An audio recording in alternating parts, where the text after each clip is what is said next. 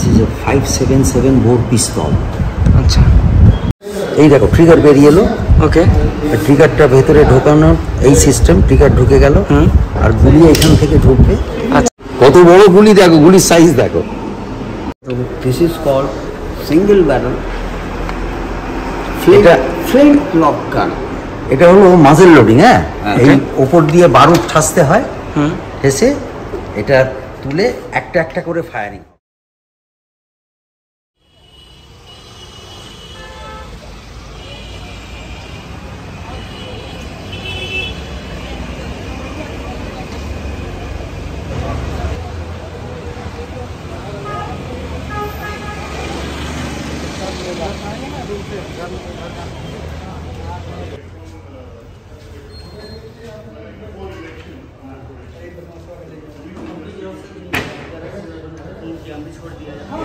আমাদের এই বিজনেস শুরু হয় 1834 সালে। এখানে ছিল না, ওটা আগে ছিল 40 নম্বর চাঁদনি চক স্ট্রিটে। তারপরে এইখানে আসে মোস্ট প্রবাবলি বিল্ডিংটা তৈরি হয় ইন দ্য ইয়ার 1924 or 25। ওই রকম টাইমে বিল্ডিংটা এখানে তৈরি হওয়ার পর দোকানটা এখানে উঠিয়ে নিয়ে আসা হয়। তো তারপর থেকেই আমরা এই বিজনেসে আছি। আর আমাদের মেন কাস্টমার ছিল সমস্ত নবাব ফ্যামিলি আর রাজ ফ্যামিলি, যেরকম ময়ূরভঞ্জের রাজা, ঢেঙ্কানালের রাজা, তারপরে জলপাইগুড়ির নবাব, এরা মেনলি আমাদের কাস্টমার। আর তাদের সমস্ত রকমের রিকোয়ারমেন্ট আমরাই ফিল আপ করতাম, কোনো ওয়েপেনের সংক্রান্ত কি কার্ট্রিজ। আর আমরা মেনলি ইংল্যান্ড থেকে এলি কোম্পানির থেকে কার্ট্রিজ বাল্ক কোয়ান্টিটিতে ইম্পোর্ট করে ডিস্ট্রিবিউট করতাম। আগে জাহাজে করে আমাদের এখানে কলকাতা পোর্টেতে এলি কার্ট্রিজ আসতো। আমাদের পূর্বপুরুষরা অরিজিনালি থাকতেন বাঁকুড়ার কোতলপুরে, বাঁকুড়া ডিস্ট্রিক্টের কোতলপুর বলে একটা জায়গা আছে, সেইখানে থাকতেন। আমরা কেউ ওখানে যাইনি, জানি না। ওইখান থেকে আমাদের পূর্বপুরুষরা কলকাতায় এসে ব্যবসা করেন। গান পাউডার, আগে মাইনিং কোম্পানিতে গান পাউডার দিয়ে ব্লাস্ট করা হতো, সেই গান পাউডারের বিজনেস দিয়ে আমাদের এখানে শুরু হয়। তাইতে সোরা, গন্ধক, তারপরে গান পাউডার, এইসব জিনিস আমাদের দিয়ে শুরু হয়। আমরা মাইনিং কোম্পানিগুলোতে সাপ্লাই করতাম এই ধরনের পাউডার। সেই পাউডার আমাদের কাছে কিনে নিয়ে গিয়ে মাইনিং কোম্পানিতে ব্লাস্টিং করা হতো। আমাদের জেনারেশন হলো 5th জেনারেশন ইস রানিং। এনসি দা, নরসিংচন্দ্র দা, আশুতোষ দা, আমার বাবা অজয় কৃষ্ণ দা, তারপরে এখন আমাদের ছেলেরাও জাস্ট আসতে শুরু করেছে। That is why I am telling you 5th। If you মানে আমাকে যদি ধরো তাহলে 4th। ইংল্যান্ডে গ্রিনার কোম্পানি বলে একটা কোম্পানি ছিল, এখনও তাদের আছে কিন্তু সেরকমভাবে নেই। তো তাদের আদলে এই জিনিসটা, শোরুমটা তৈরি করা। এখন বর্তমানে যারা গান বা পিস্তল যারা নিচ্ছে, তাদের সেই প্রসিডিওরটা কি অ্যাকচুয়ালি? গভর্নমেন্টে তারা অ্যাপ্লাই করে লাইসেন্সের জন্যে। তাতে অনেক রকম কোয়েশ্চেনের থাকে, কি কারণে চাইছো, সেই রকম ধরনের কোয়েশ্চেন ওরা অ্যাপ্লাই করে গভর্নমেন্টকে। গভর্নমেন্ট যদি স্যাটিসফাইড হয় তখন তাদেরকে লাইসেন্স ইস্যু করা হয়। সেই লাইসেন্সের এগেনস্টে আমরা সেল করি। রিসেন্টলি আমি একটা টেলিগ্রামের একটা কার্ড পেয়েছি, যেটাতে লেখা আছে হচ্ছে এই দোকানের নাম দিয়ে 1834, কিন্তু অ্যাকচুয়ালি তোমরা লেখো হচ্ছে 1846। সো এই ব্যাপারটা তাহলে আমরা কি ধরতে পারি? অ্যাকচুয়ালি তোমায় বলি, আমরা আগে জানতাম না এটা 1834। আমাদের প্রতি বছর পয়লা বৈশাখের সময় দোকান একটা ঝাড়া পোঁছা করার রীতি আছে।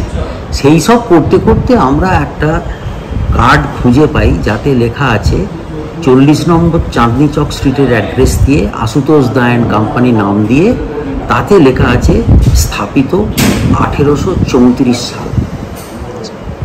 সেইখান থেকেই আমরা জানতে পারি যে original Ashutosh da and company হলো 1834 সালের। তাহলে আমরা বলতেই পারি যে এটা হচ্ছে কলকাতার ওয়ান অফ দ্য ওল্ডেস্ট গান শপ। নিশ্চয়ই বলা যেতে পারে, not only in Kolkata, in India also. শুধু সত্যজিৎ রায় আসেননি, এখানে তপন সিনহা এসছেন, সত্যজিৎ রায় এসছেন, তারপরে অন্যান্য ফিল্ম আর্টিস্টরা পুরনো উত্তম কুমার এসছেন। এবারে কি হয়েছে, সত্যজিৎবাবু কেন এসছিলেন আমি বলি। উনি এসছিলেন শতরঞ্জ কি খিলাড়ি শুটিং করবার আগে ওনার কিছু পুরনো আমলের ওয়েপেনের দরকার ছিল। সেই ওয়েপেনগুলো উনি আমাদের দোকানে এসে পেয়েছিলেন। উনি নিজে বসে সিলেক্ট করেছিলেন কোন কোন ওয়েপেন নিয়ে যাব। আর একটা সোড রাখা আছে এখানে, যেটা আমজাদ খান থ্রোনে বসে হাত দিয়ে ধরে বসে আছে, সেই সোডটা রাখা আছে। আর আমি নিজে ফিজিক্যালি ওনার সঙ্গে ইন্দ্রপুরী স্টুডিওতে গেছিলাম ওই শুটিংয়ের সময়, শুটিংটা দেখতে গেছিলাম। তো শুধু আমি নয়, ওখানে গিয়ে দেখলাম মাটিতে শতরাঞ্চি বিছিয়ে দুর্গা খোটে বলে একজন বিখ্যাত ফিল্ম আর্টিস্ট মুম্বাইতে ছিলেন, উনি বসে ওনার শুটিং দেখছেন যে কীভাবে অ্যাকিউরেট ইয়েতে শুটিং করা যায়। আর আমজাদ খানকে যে ইয়েটা পড়ানো হলো, পাগড়িটা পড়ানো হলো, তাইতে একটা ডিজাইন ওরা পছন্দ হয়নি। আমি পাশে দাঁড়িয়ে আছি সত্যজিৎবাবু, উনি একটা কাগজ পেন্সিল চাইলেন, যে উনি সঙ্গে সঙ্গে ওই কালার পেন্সিল দিয়ে এঁকে দিলেন কোন জায়গায় কোন কালারের পাথর বসবে, সেই অনুযায়ী টুপিটা চেঞ্জ করা হলো। সামনের যে মুকুটটা ওনাকে পরানো হয়েছিল, ওটা আমি দেখে খুব অবাক হয়ে গেছিলাম। ওনার স্কিল, ওনার ট্যালেন্ট, মানে এরকম ধরনের মানুষ তো আমি আগে দেখিনি। আমি ওনার পাশে দাঁড়িয়ে এই জিনিসগুলো দেখার অভিজ্ঞতা আমার হয়েছে।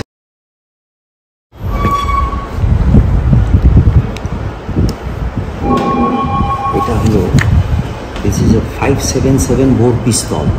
আচ্ছা, মেড বাই আরবি রডা, মেড ইন ইংল্যান্ড। এখানে এই হলো, এই হ্যামার তুললে,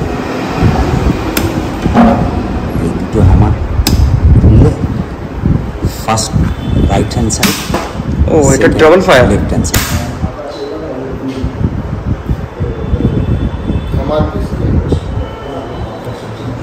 না, এর উঁচুটা দেখতেই পাওয়া যাচ্ছে না।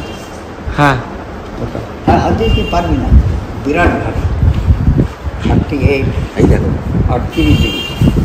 এটা হলো double barrel 8 bore.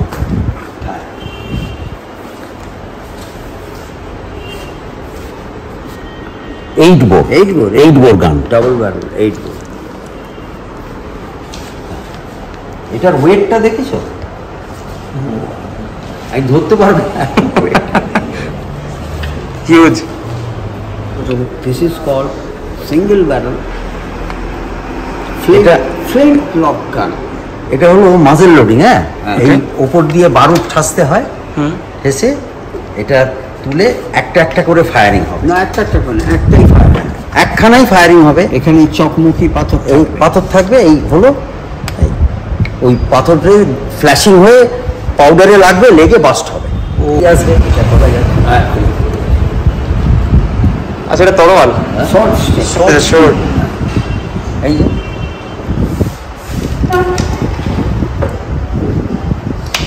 Bus, now this is used as a stick.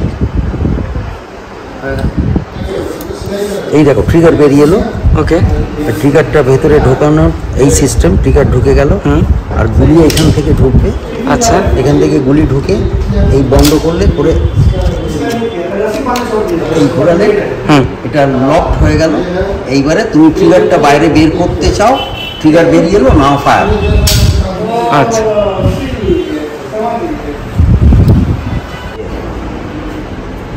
এইগুলো বার করাতে হবে, না হলে ও পারবে না। আমি দেখছি এগুলো আমরা ডিল করতাম, আর বিদেশ থেকে ইম্পোর্ট করা হতো। আচ্ছা, আর এই ফ্লাস্কটা কেন রাখা আছে জিজ্ঞেস করলেন? কেন? আগে আগে শিকার করতে গেলে গাছের উপরে উঠে 2 দিন 3 দিন বসে থাকতে হতো। ফ্লাস্কে তো ও এটা হচ্ছে স্টিক গানের কার্টলেজ, সরু হয়। হ্যাঁ, নয়তো তো ওটা ঢুকবেও না। ঢুকবে না।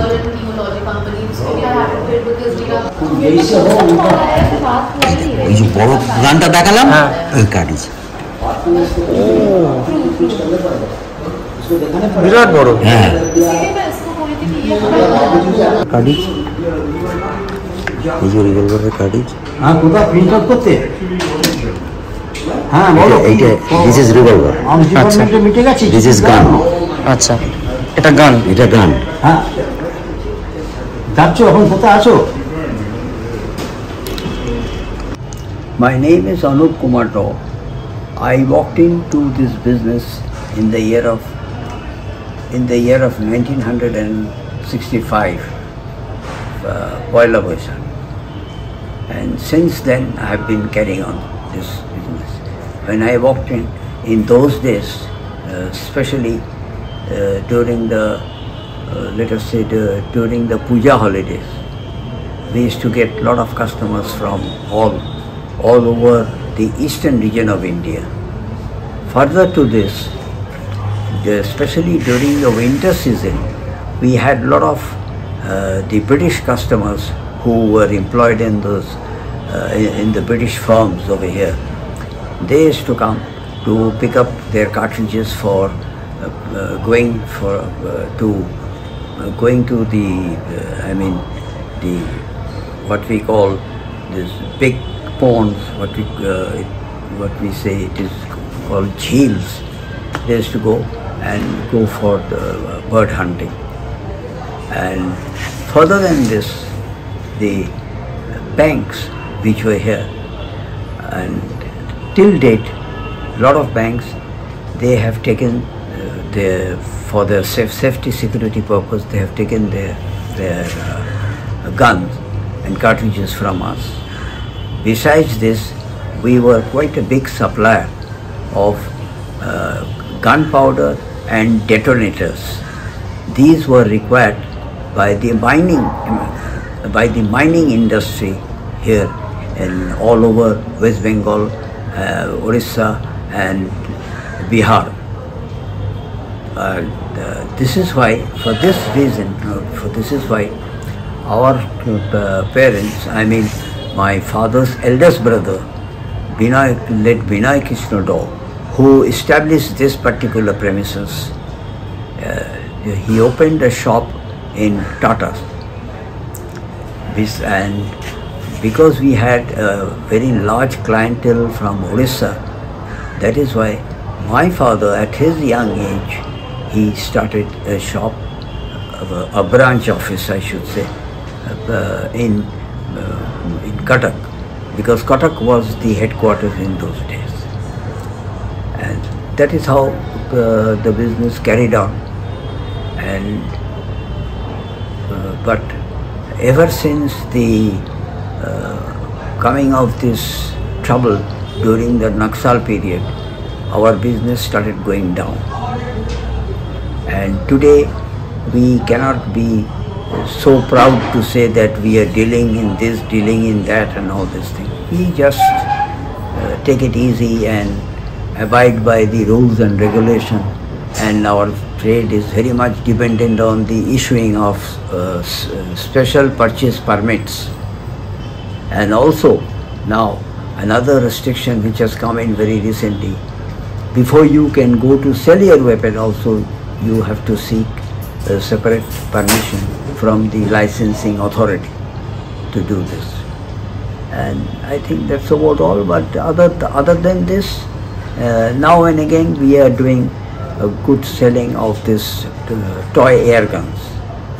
These are absolutely unlicensed weapons, and during the festival time, some of the customers who come from the villages, they buy from us, and that is the way the business is running. But I cannot paint a very good picture about our business at the moment.